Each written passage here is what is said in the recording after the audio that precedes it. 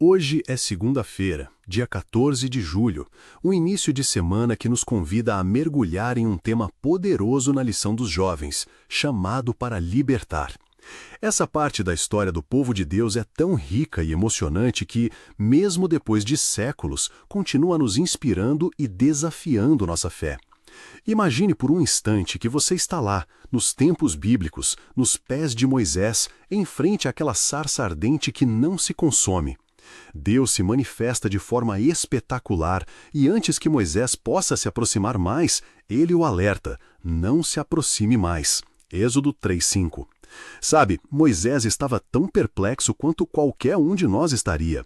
E então, para identificar-se e dar segurança, Deus declara: eu sou o Deus de seu pai, o Deus de Abraão, o Deus de Isaque e o Deus de Jacó. Verso 6.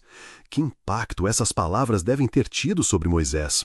Deus não veio sem propósito. Ele apresentou a razão de sua visita. Desci, a fim de livrá-lo. Verso 8.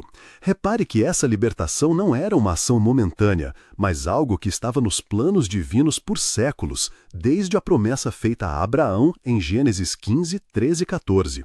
Agora, por que será que Deus se referia aos hebreus como o meu povo? Mesmo sabendo que eles eram descendentes de Abraão, podemos nos perguntar por que estavam vivendo sob tanta aflição.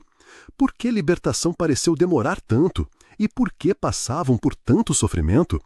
Essas são perguntas que ressoam até hoje em nossos momentos de angústia e espera. Claro, nem sempre temos as respostas, e isso pode levar à sensação de que Deus não está atento às nossas lutas. Mas a verdade é que Ele se importa, mesmo que seus tempos não se alinhem com o que desejamos. Deus estava ativo o tempo todo, tramando a libertação do seu povo. Onde Moisés exercia justiça, ajustando as contas humanas por si mesmo, Deus planejava fazê-lo de modo divino ao ferir o Egito. Verso 20. E Moisés, em sua humanidade, protestou a ideia de encarar o faraó. Não se sentia importante o suficiente. Mas Deus assegurou-lhe um sinal, mais uma promessa do que uma evidência imediata, que no futuro seria claro. Eles adorariam a Deus naquele mesmo monte. Você já se perguntou o que faria se tivesse um chamado como o de Moisés? Sua primeira pergunta a Deus poderia revelar muito sobre onde você está espiritualmente. Moisés queria mais esclarecimento sobre a identidade de Deus, algo tão humano e compreensível. E Deus, com toda a paciência, revela seu nome. Eu sou o que sou. Verso 14. Essa é a essência do eu sou. Impenetrável, eterno, sempre presente. Pense em sua vida hoje. Se Deus aparecesse e o chamasse para libertar alguém ou algo em sua vida, como você reagiria? Qual seria sua primeira pergunta? E o mais importante, como essa história legendária reflete o chamado que Deus coloca diariamente diante de você diariamente? Ellen White, em Caminho a Cristo, capítulo 12, nos lembra que a fé é essencial, mesmo quando não temos todas as respostas.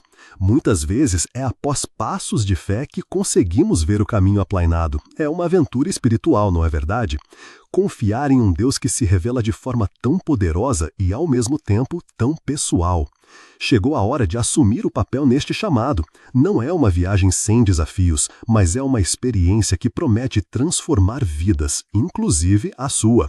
Se a história de Moisés nos ensina algo, é que Deus está pronto para usar quem Ele chamou, capacitando-o a partir do momento em que respondemos sim. Hoje, pense em um pequeno passo que você pode dar em resposta ao chamado de Deus.